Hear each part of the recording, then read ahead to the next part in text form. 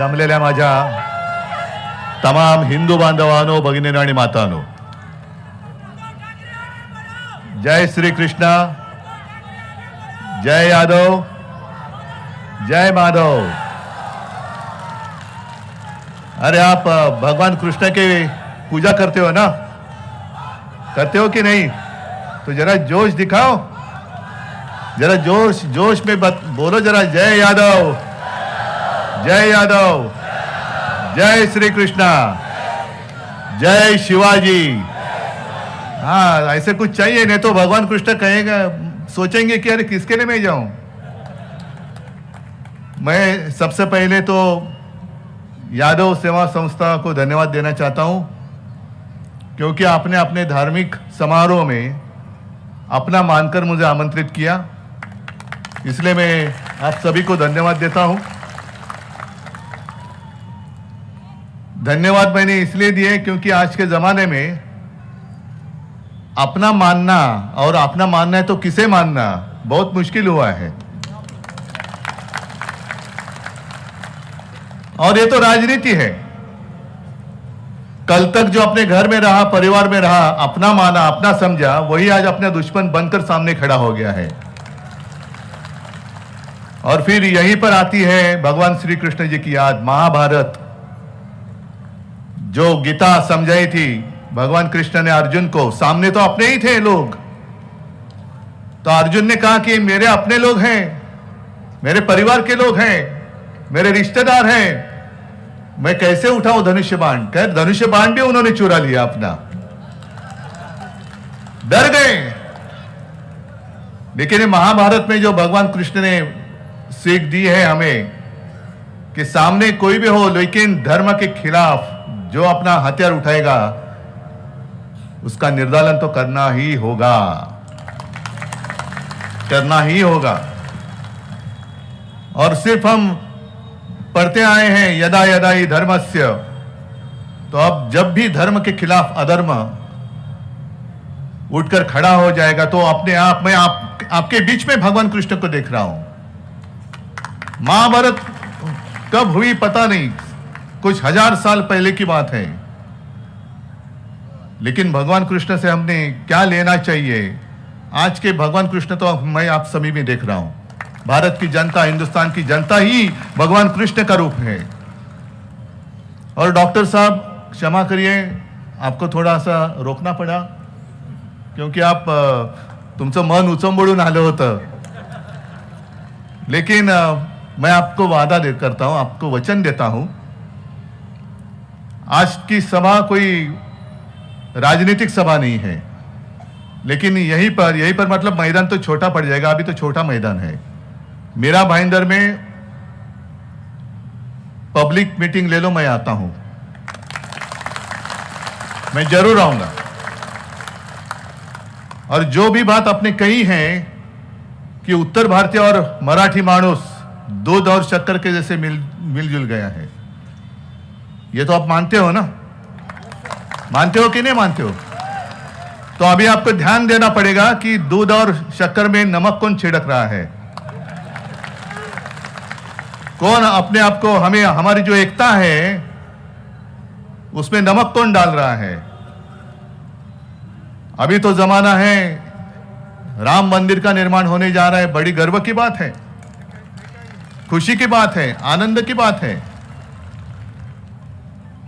लेकिन जैसे अभी आपने 2-3 साल पहले कोरोना में क्या क्या हुआ और मैंने क्या किया, मैंने कुछ नहीं किया, बस भगवान कृष्ण और भगवान प्रभु राम, तुळजा माता, जगदंबा, शिवाजी यांच्या आशीर्वादाने जो कुछ मुझे करना था मैंने मेरा कर्तव्य निभाया। और ये कोई दूर की बात नहीं है। लेकिन राम मंदिर का निर्माण जब होने जा रहा है तब मुझे वो भी दिन याद आ रहे हैं, 92-93। आपने कहा, आप सभी लोगों का बड़प्पन है कि मैंने आपको बचाया, लेकिन उस वक्त शिवसेना ने मुंबई में रहने वाले हिंदुओं को बचाया था। आज तो ठीक है, बड़ा मंदिर वहां निर्माण होने जा रहा है, लेकिन वो जमाना ऐसे था कि मैं हिंदू हूं कहने के लिए लोग डरते थे। कैसे कहूं, और बीजेपी की तो बात ही छोड़ो, जब यहां मुंबई जल रही थी तो एक में वो हिंदू हृदय सम्राट बाला साहब ठाकरे जी और उनके शिव सैनिक, ना हाथ में कोई सत्ता थी ना कुछ, जो देशद्रोही अपने खिलाफ आए थे, धर्म के खिलाफ अधर्म, तो धर्म की रक्षा करने वाली शिवसेना है, धर्म की रक्षा करने वाली है। लेकिन हमारा हिंदुत्व सिर्फ दूसरे धर्म का द्वेष करना नहीं है। मेरे पिताजी जो कहा करते थे कि हिंदुत्व मतलब राष्ट्रीयता है, ये देश मेरा मतलब मेरा देश मानने वाला, ये वतन मेरा है मानने वाला हर कोई है, वो हमारा है, अपना है। देश के लिए जान देने वाला जो है वो हमारा अपना है। बाकी तो बातें ठीक है। आप सदियों से यहां रह रहे हो, कभी कभी कुछ उत्तर भारतीय मेरे घर में आते हैं, अच्छी मराठी में बात करते हैं, तो मैं उनको पूछता हूं कि भाई साहब आप कहां से हो? तो कहते मैं उत्तर प्रदेश से हूं। अच्छा, गांव कौन सा? तो आप काहे का गांव? मेरे दादा यहां आके बसे, तो अभी हम मुंबई यही हमारा गांव हो गया, अभी गांव कुछ रहा ही नहीं। अच्छी बात है, इतनी अगर एकता है। और बीच में किसी ने कहा कि जब अपनी सरकार केंद्र में आएगी, जरूर आएगी और हमें लाना ही होगा, तो राजन विचारे को मंत्री बनाओ। मैंने कहा आपके मुंह में घी शक्कर, उसके चाहे तो आज की पूजा में मक्खन होगा तो मक्खन भी ले लो। इसलिए मैं कह रहा हूं कि अपना अनुभव जो अपने अनुभव लिया है, शिवसेना का अनुभव लिया है, चलो मैं मुख्यमंत्री था, मेरे कार्यकाल का अनुभव लिया है, वो अनुभव को आप मत भूलो। जैसे भी चुनाव नजदीक आएंगे तो आपके गांव से लोग लाए जाते हैं, यहां से वहां से लाते हैं ना। आप कहां से हो? यादव हो, ब्राह्मण हो, ये हो वो हो, उत्तर प्रदेश में कहां से रहने वाले हैं, तो आपके गांव से कोई वहां के मुखिया हो सकते हैं, लेकिन वो उनके पार्टी के होते हैं, वो आपके बीच में आते हैं। आपको भी अच्छा लगता है कि अरे कोई तो मेरे मायके से कोई आ गया, ऐसे लगता है। और वो आकर आपके बस्ती में रुकता है, रहता है और आपका ब्रेन वॉश करता है ना, सही है। फिर 5 बज जाते हैं, 6 बज जाते हैं, वो वोटिंग मशीन बंद होता है, फिर आपके मायके से जो आता है वो गायब होता है। फिर रहते आप और हम तुम एक शहर में बंद हो, चाबी तो खो नहीं देंगे हम, लेकिन बाद में आप और हम इस शहर में रहते हैं।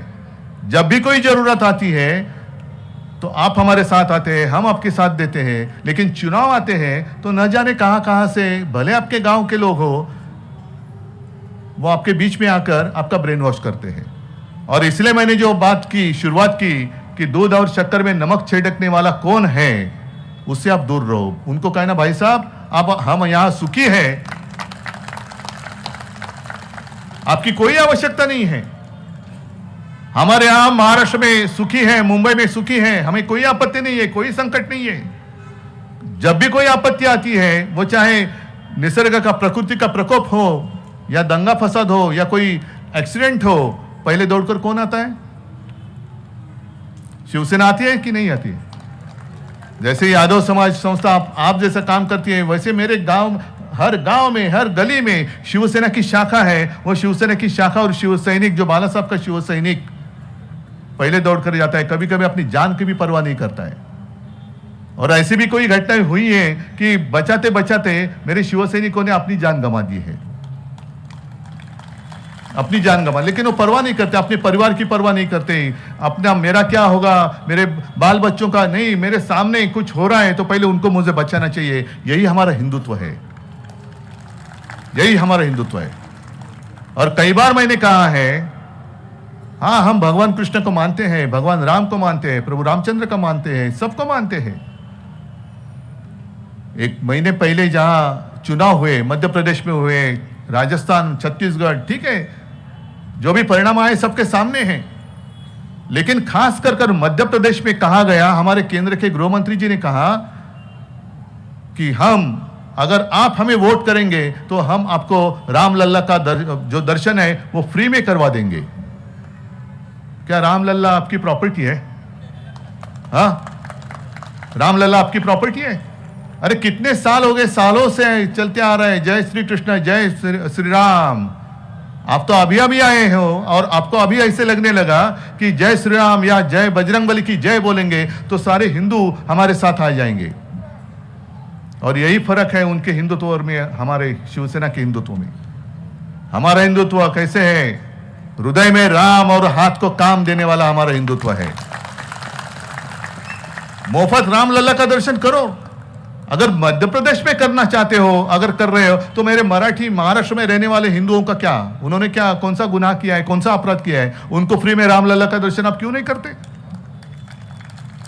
सबको करो। पूरे रामलला तो पूरे विश्व का है, सारे हिंदुओं का है। तो आप ऐसे कैसे पूछ सकते हो? अरे आप कहां से आए हो? मध्य प्रदेश। वोट किसको दिया था? अच्छा हमें दिया था, चलो जाओ इसको छोड़ो, फ्री में छोड़ो। आप कहां से आए थे? मध्य प्रदेश से। वोट किसको दिया था? कांग्रेस को। चलो इससे पैसा ले लो। ये हिंदू तो आप मानते हो? ऐसा हिंदू तो आपको चाहिए? और इसलिए मैं कहता हूं, आप सारे लोग मुंबई में आए, क्यों आए? काम के लिए आए ना। कष्ट करते हो कि नहीं करते हो? बराबर है। लेकिन अब कहां करेंगे काम? क्योंकि 8-10 दिन पहले हमारे प्रधानमंत्री जी गुजरात गए थे। मुंबई से सारे उद्योग गुजरात लेके जा रहे हैं, महाराष्ट्र से सारे उद्योग गुजरात लेके जा रहे हैं, महाराष्ट्र के बाहर सब लेके जा रहे हैं। तो क्या वापस आप यहां से उठकर वहां चले जाओगे? और यहां भी जो आपके साथ, हमारे साथ जो गुजराती लोग रहते हैं, वो भी क्या करेंगे? जाएंगे वापस सूरत। गुजरात मजबूत होगा तो देश मजबूत होगा। क्यों? महाराष्ट्र मजबूत होगा तो देश नहीं मजबूत होगा, उत्तर प्रदेश मजबूत होगा तो देश नहीं मजबूत होगा। अपने देश में और कोई राज्य नहीं है, सिर्फ अकेला गुजरात मजबूत हो जाएगा और देश मजबूत हो जाएगा। हमें कोई आपत्ति नहीं है, दुख नहीं है, खेद नहीं है। गुजरात मजबूत कर रहे हो, करो, लेकिन हमारा छीन कर मत करो।